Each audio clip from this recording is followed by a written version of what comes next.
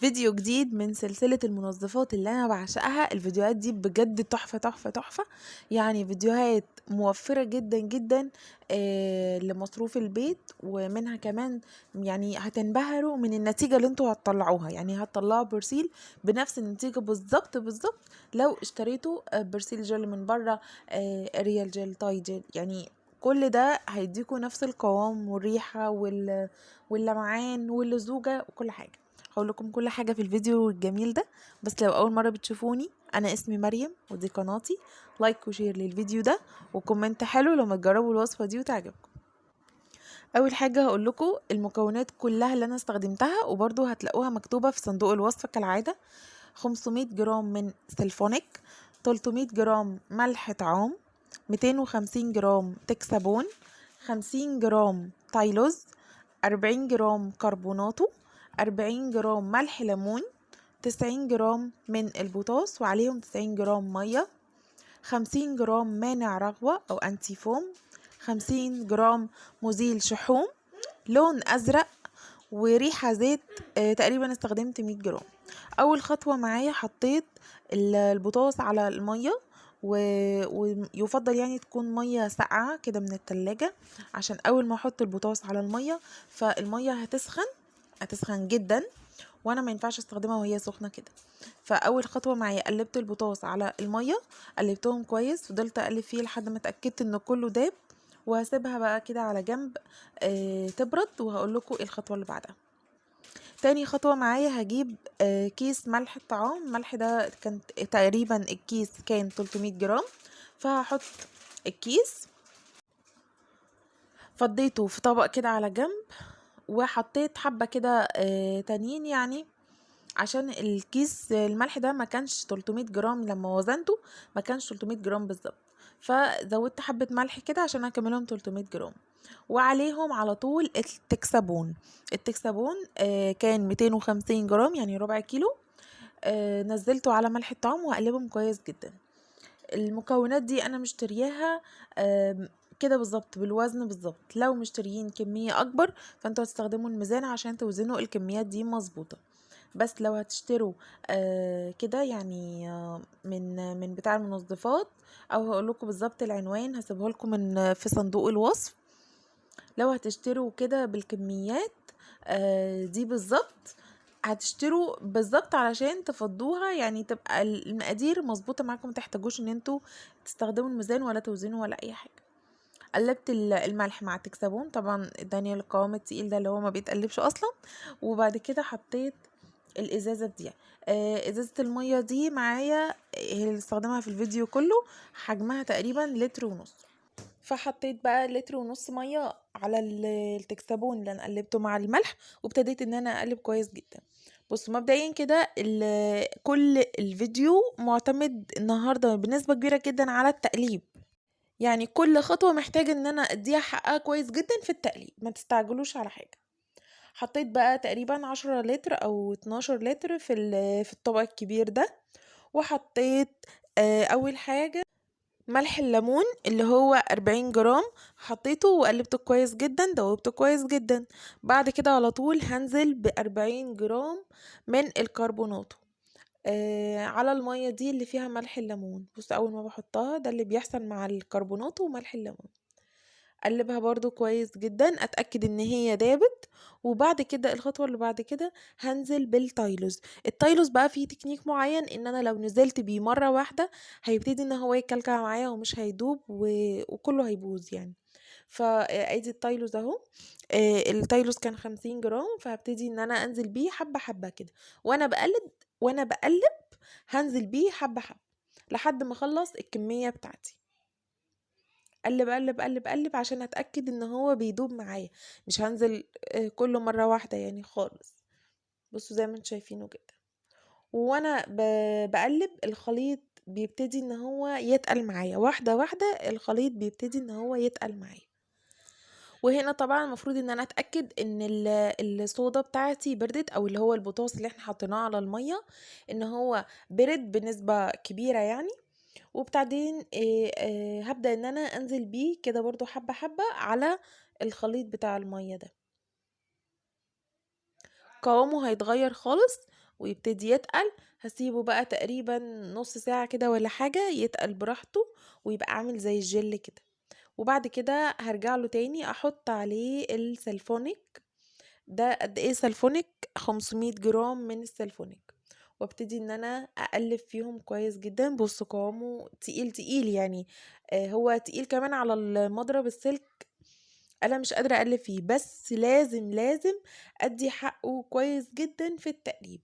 يعني التقل ده تحفة. هفضل بقى ازود فيه مية بعد كده لحد ما اوصل للقوام اللي احنا عايزينه، حابينه تقيل متوسط زي الجاهز. فبصوا هو تقيل قوي ازاي. حطيت السلفونيك بتاعي 500 جرام. بعد كده هنزل بالتكسبون اللي هو عليه ملح الطعام اللي احنا سايبينه على جنب ده يتقل برضو براحته وياخد راحته. هنزل بيه بعد كده على الخليط وقلب قلب قلب برضو. بصوا هنا عايزه اوريكم تقيل ازاي، تقيل تقيل. بصوا عامل ازاي، يعني حبة تقلي تاني وهيبقى شبه العجينة كده. لا خلاص، بصوا هو تقيل جدا ازاي. ده القوام المظبوط.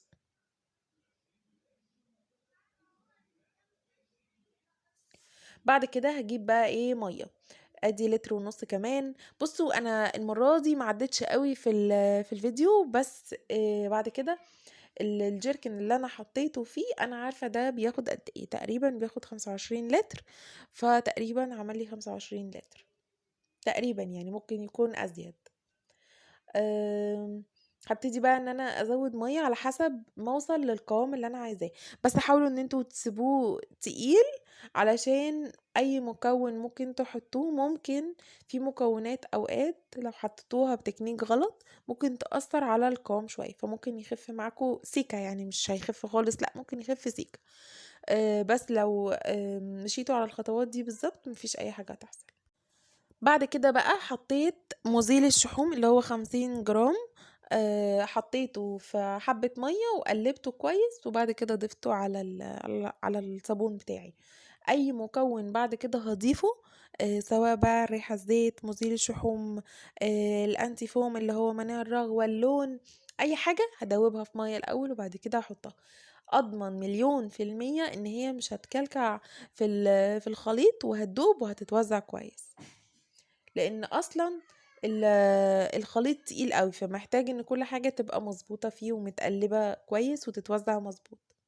وادي الانتي فوم او مانع الرغوة برضو نفس الحكاية. حطيت طبق فيه حبة مية وهنزل عليه بالانتي فوم بتاعي كله اللي هو كان 50 جرام، وهقلبهم في حبة المية وبعد كده هنزل على الصابون بتاعي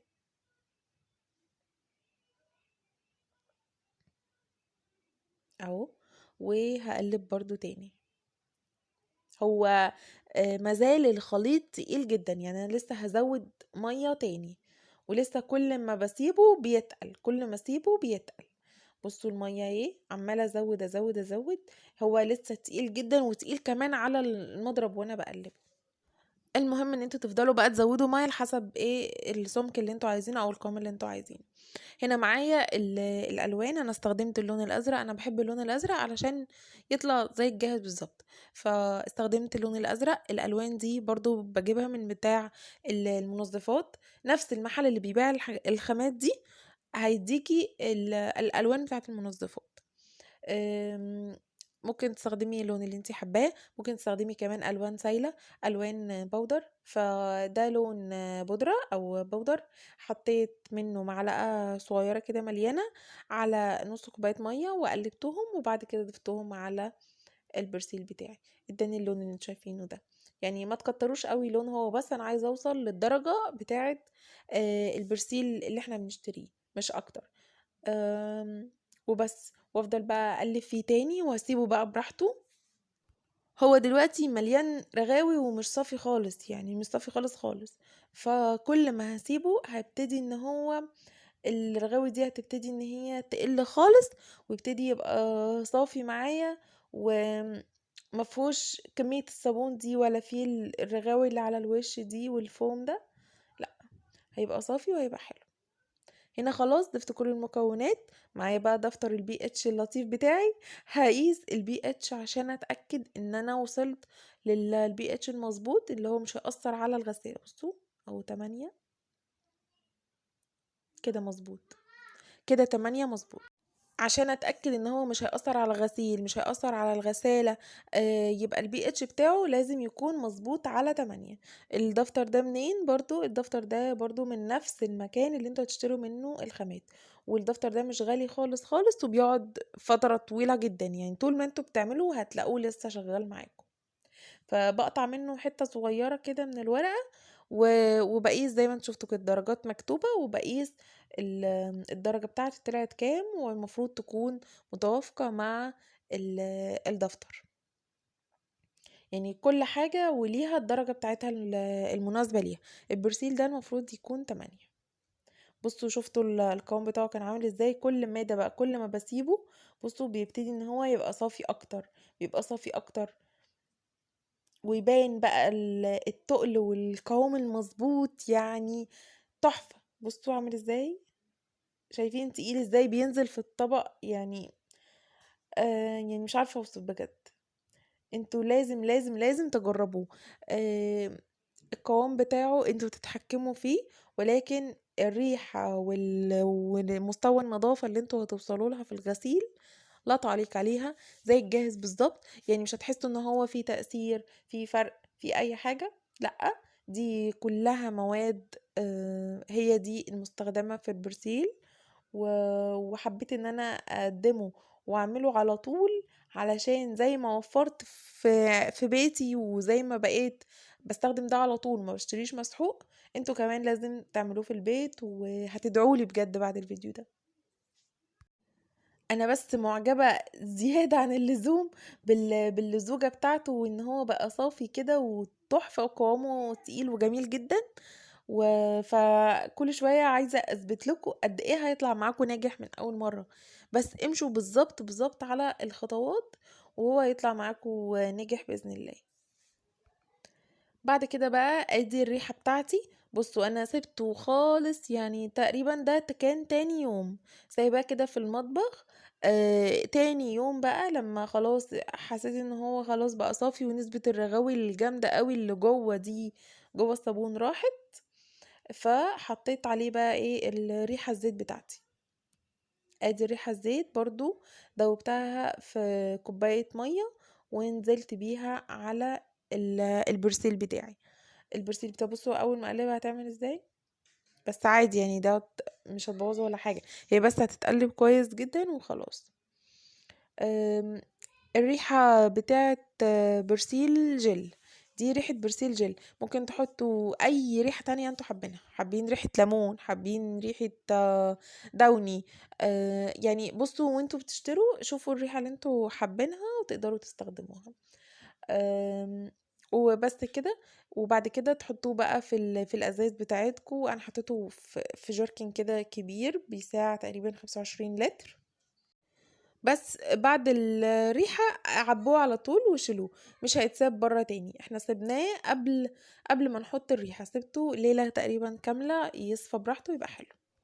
وبس كده لازم تجربوه وتقولوا لي رأيكم في الفيديو الجميل ده.